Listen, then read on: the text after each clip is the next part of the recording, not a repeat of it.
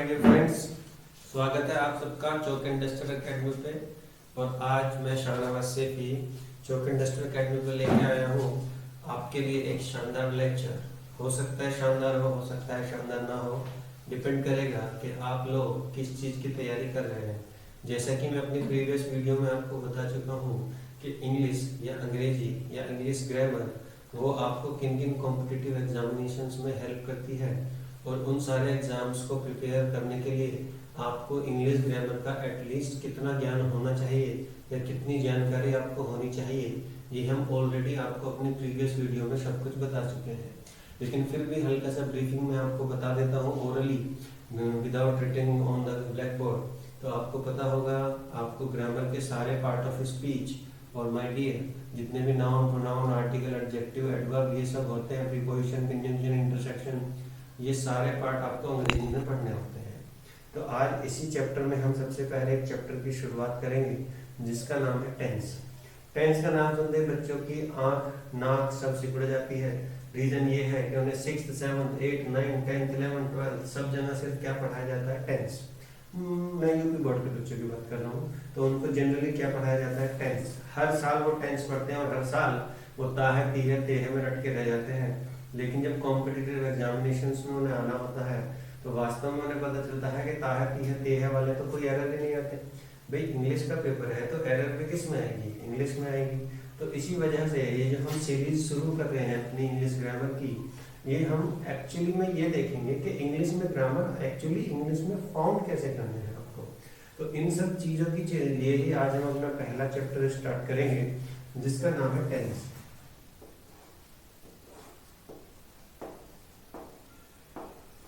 अभी जो टेंस होता है, वैसे तो इसे काल कहते हैं हिंदी में, लेकिन हिंदी में पेपर नहीं आएगा तो हिंदी में बात करने का कोई लॉजिक नहीं है।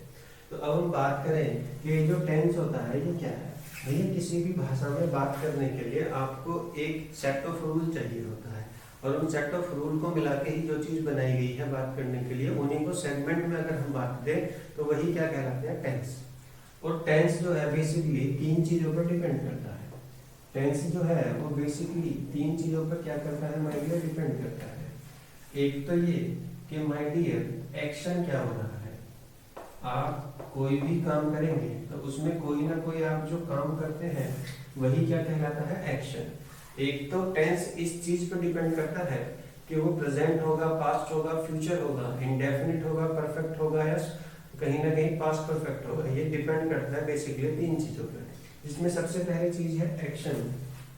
और माय डियर दूसरी जो मेजर इंपॉर्टेंट चीज है वो है टाइम। और थर्ड जो बेसिकली चीज है वो है एडवर्ब। ये 3 चीजों पर कोई भी टेंस क्या करता है माय डियर, डिपेंड करता है। अब आप कहेंगे इन चीजों से कैसे डिपेंड करता है। अगर कोई काम एक्शन है, आपने कहा कि वो जा रहा है, अगर वो जाने का काम कर रहा है तो आप ये निश्चित रूप से कह सकते हैं कि इसमें जो एक्शन है वो कॉन्टिन्यूअस फॉर्म में है, तो उस सेंटेंस को कॉन्टिन्यूअस फॉर्म में बनना पड़ेगा। अब आगे अगर हम बात करें तो दूसरा मेजर पार्ट होता है माय डियर टाइम। टाइम की बात करें तो यदि आपने बोल दिया कल वो दिल्ली गया था, तो अब अगर कल या मैं कहूँ पिछले महीने उसने खाना खाया था, तो आपको पता लग गया कि इसमें इस सेंटेंस में जो टाइम है वो पास्ट का है। और उसी हिसाब से आपको फिर टेंस डिपेंड करेगा कि वो पास्ट में बनेगा, प्रेजेंट में बनेगा या फ्यूचर में बनेगा। जब सपोज कीजिए कल अगर किसी ने कह दिया टुमारो, तो आप उसे चाहकर भी टेंस को पास्ट में नहीं बना सकते। लेकिन अगर किसी ने कह दिया लास्ट वीक, तो आप उसे चाहकर भी फ्यूचर में नहीं बना सकते। यानी कि टेंस डिपेंड कर रहा है किस पे, टाइम पे। और तीसरी चीज जो होती है माय डियर वो होती है एडवर्ब। एडवर्ब को हिंदी में कहते हैं क्रिया विशेषण। यानी कि जो आप क्रिया कर रहे हो उसकी क्या विशेषता है, वही कहलाता है आपका एडवर्ब। एडवर्ब में क्या करना होता है, अगर आप एडवर्ब करना चाहते हैं तो इसका मतलब है कोई कार्य हो रहा है और दूसरा कार्य उसके ऊपर डिपेंड कर रहा है, उसी चीज को बताने के आप इस्तेमाल करते हैं एडवर्ब। तो एडवर्ब की बात हम थोड़ी सी बाद में करेंगे, और उससे पहले हम ये जान लें कि टाइम और एक्शन क्या होते हैं, और टाइम और एक्शन पे किस तरीके से डिपेंड करता है माय डियर। तो आगे मैं इसका एक और बाइफर्केशन कर रहा हूँ। मैंने आपको अभी तक बताया टेंस 3 बातों पे डिपेंड करता है कि उसमें एक्शन क्या हो रहा है, उसमें टाइम क्या दिया हुआ है, या किसी भी सेंटेंस में उसमें एडवर्ब क्या दी हुई है। तो किसी भी सेंटेंस का अगर आपको टेंस पता करना है तो या तो उसका एक्शन देखिए, या उसका टाइम देखिए, या उसमें लगी हुई एडवर्ब देखिए। अगर आप इन तीनों से उस सेंटेंस को पहचान पाएंगे तभी आप उस सेंटेंस में जो एरर है उसको पता कर पाएंगे। तो आगे मैं अगर और बाइफरकेट करूं तो कहते हैं कि जो टाइम है माय डियर, ये टाइम भी 3 पार्ट में क्या होता है, डिवाइड होता है। इस टाइम की बात कर रहा हूं अभी मैं सिर्फ। आगे मैं आपको बता दूं, आप अभी एक्शन के बारे में कुछ ना सोचें, आप अभी एडवर्ब के बारे में कुछ ना सोचें। अभी हम सिर्फ किसके बारे में बात करेंगे माय डियर, टाइम के बारे में। इनके बारे में जब हमें पढ़ना होगा तो मैं आपको बताऊंगा कि ये एक्शन पे किस तरीके से डिपेंड कर रहा है टेंस। अभी हम बात कर रहे हैं कि टेंस टाइम पर डिपेंड है, और टाइम बेसिकली 3 पार्ट में डिवाइड होता है, और बचपन से इतने ही पार्ट में इसको डिवाइड किया गया है। That is past, that is present and future. In 3 part में हम इसे क्या करते हैं माय डियर, डिवाइड करते हैं। टेंस डिपेंड करता है टाइम पर, और टाइम जो है वो बेसिकली 3 चीजों में डिवाइड है, that is past, present and future. आप जानते हैं जो समय बीत चुका है आज से पहले, यानी कि इस क्षण से पहले जो भी कुछ हो चुका वो सब क्या है माय डियर, पास्ट है। और इस क्षण के बाद जो भी कुछ होगा वो सब क्या होगा माय डियर, फ्यूचर। यानी कि अब मैं आपके सामने खड़ा हुआ हूँ, अब से आने वाला जो भी समय है वो फ्यूचर है, और जब मैंने ये सब चीज लिखी थी वो क्या हो गई है, पास्ट हो गई है। यानी कि इस क्षण से पहले कोई भी चीज है वो पास्ट है, और इस क्षण के आने वाला हर एक क्षण क्या है, फ्यूचर है। प्रेजेंट वास्तव में कोई चीज है नहीं, लेकिन मैं आपको बता दूं प्रेजेंट का मतलब है जो आप सांस ले रहे हैं, जो आप ब्रीथ कर रहे हैं, दैट इज प्रेजेंट।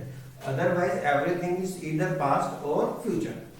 अब अगर हम आगे बात करें तो ये जो 3 पार्ट है टाइम के, तो ये कहते हैं माय डियर, ये जो पार्ट है तो इसमें कहते हैं ईच पार्ट। इसका जो प्रत्येक पार्ट है, ईच पार्ट इज डिवाइडेड, इसका प्रत्येक पार्ट जो है वो डिवाइडेड है माय डियर, कितने पार्ट में, इन 4 कैटेगरीज। वो कितने कैटेगरी में डिवाइड है माय डियर, 4 कैटेगरीज में क्या है वो डिवाइडेड है। ईच पार्ट से मतलब है पास्ट भी 4 कैटेगरी में, प्रेजेंट भी 4 कैटेगरी में, और फ्यूचर भी 4 कैटेगरीज में क्या है माय डियर, डिवाइडेड है। जिसमें अगर हम बात करें आपको तो जो सबसे पहला पार्ट है that is indefinite, that is indefinite. Second part जो है my dear that is continuous,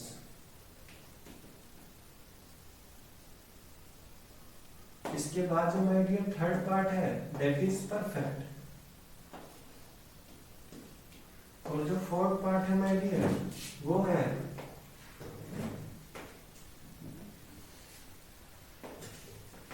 perfect continuous. Fourth part जो है my dear that is perfect continuous. तो इस तरीके से हम ये 4 चीजों को पढ़ेंगे। तो मैंने आपको अभी सिर्फ इतना बताया है माय डियर फ्रेंड्स। देखिए टेंस जो है बेसिकली 3 बातों पर डिपेंड करता है, एक्शन, टाइम एंड एडवर्ब। और अभी ना तो हम एडवर्ब के बारे में बात कर रहे हैं, ना ही एक्शन के बारे में बात कर रहे हैं। अभी हम बात कर रहे हैं सिर्फ टाइम के बारे में। टाइम जो है वो 3 पार्ट में डिवाइड है, पास्ट, प्रेजेंट एंड फ्यूचर। और ये जो 3 पार्ट हैं, ये प्रत्येक पार्ट 4 कैटेगरी में क्या है माय डियर, डिवाइड है। प्रेजेंट के भी 4 पार्ट है, पास्ट के भी 4 पार्ट है, और फ्यूचर के भी क्या है, 4 पार्ट है। तो आपके टेंस कैसे बनते हैं भाई, एक के 4 पार्ट है, इसके भी 4 पार्ट है, इसके भी 4 पार्ट है। तो 4 into 3 करोगे तो टेंस कितने आ जाते हैं माय डियर, 12 टेंसेस आ जाते हैं। तो हम ये कह सकते हैं कि पास्ट का इंडेफिनिट भी होगा, पास्ट का कॉन्टिन्यूअस भी होगा, पास्ट का परफेक्ट भी होगा, और पास्ट का परफेक्ट कॉन्टिन्यूअस भी होगा। इसी तरीके से प्रेजेंट का होगा, इसी तरीके से फ्यूचर का। तो माय डियर इतनी सी बात मैंने आपको अभी समझाई है, इसमें कोई भी अभी मैंने आपको ऐसी बात नहीं बताई है जो आपको ना पता हो। तो इसमें कोई ऐसी बात नहीं है जो आपको नहीं पता हो, ये सब बच्चे जानते हैं।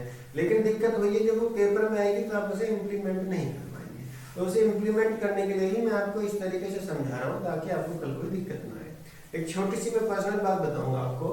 आप अब ये मत सोचिएगा कि आप इसे स्किप भी कर सकते हैं, कोई दिक्कत नहीं है, लेकिन मेरी बात मानिए।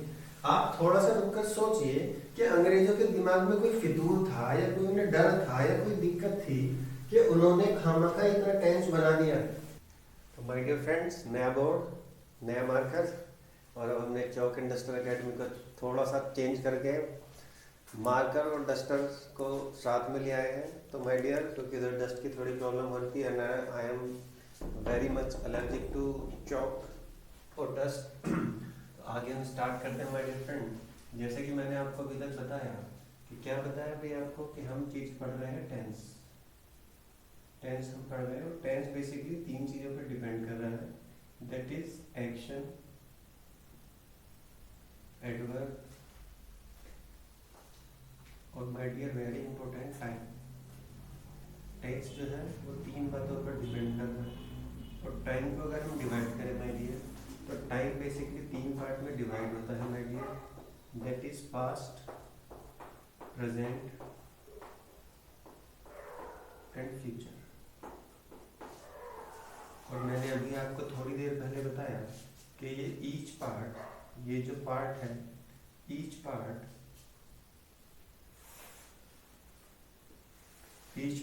is divided into four categories.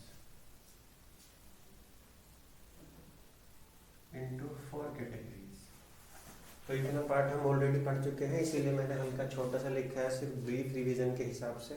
तो मैं आपको इतना पढ़ा चुका हूँ। अब आगे हम कह रहे हैं कि ये तीनों पार्ट चार कैटेगरीज में क्या करते हैं, डिवाइड करते हैं। और ये चार कैटेगरी कौन सी है माय डियर? ये चार कैटेगरीज मैंने अभी आपको बताई।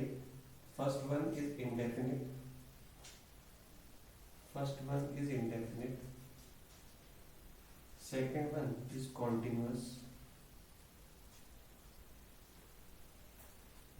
Third one is perfect and fourth one my dear perfect continuous.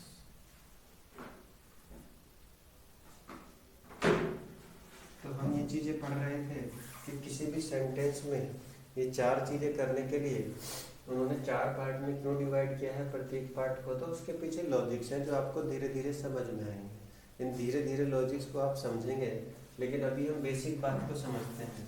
तो ये कहते हैं, ये जो इंडेफिनिट और कॉन्टिन्यूअस है, इसका जो इस्तेमाल होता है, ये जो यूजुअली यूज्ड होते हैं, usually used with point of time, usually used with point of time, इनका जो प्रयोग होता है माय डियर, वो यूजुअली पॉइंट ऑफ टाइम के साथ होता है।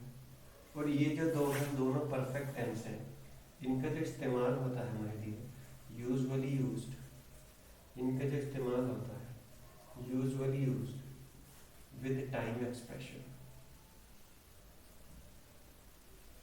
Usually used with time expression. आपको थोड़ा सा लगेगा कि मैं स्लो पढ़ा रहा हूँ, लेकिन स्लो पढ़ाना ज़रूरी है। 10th चैप्टर अगर किसी के समझ में आ जाता है तो आगे की कहानी थोड़ी सी आसान हो जाएगी। लेकिन अगर टेंस अच्छे से नहीं बैठ पाता तो आपको अंतर समझ में नहीं आएगा कि आई सरप्राइज और आई एम सरप्राइज में क्या डिफरेंस है, ये आप कभी नहीं समझ पाएंगे। तो अगर आपको स्लो लग रहा है तो आप 1.25, 1.5, 1.75 यूट्यूब की इस फैसिलिटी का इस्तेमाल कर सकते हैं। अदरवाइज आप अपनी पेन कॉपी लेकर बैठे हैं तो आराम से नोट्स भी बना सकते हैं।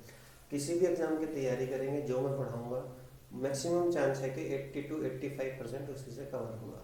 15% हमेशा नया आता है। अदरवाइज अगर 15% नया, 20% नया नहीं आएगा तो जो बच्चे पिछले कई सालों से पढ़ रहे हैं हर बार उन्हीं का सिलेक्शन होना है।